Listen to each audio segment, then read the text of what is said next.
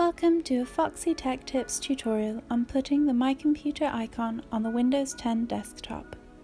If you find this video helpful, please consider subscribing to my channel and liking the video. While you are on the desktop, move your cursor to an empty space and then right-click.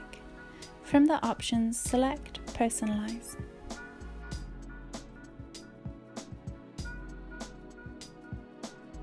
Now select Themes from the left sidebar.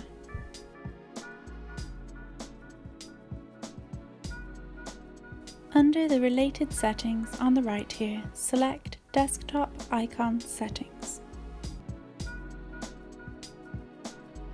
Now you can select the checkbox called Computer.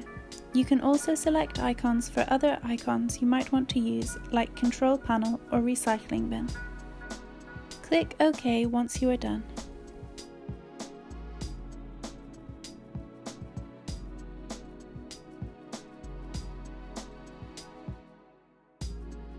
Now back at the desktop, you can see that icons for this PC and Control Panel have been added. And that draws an end to this tutorial. Please like the video if you found it helpful and subscribe to Foxy Tech Tips for more Windows tips and tricks.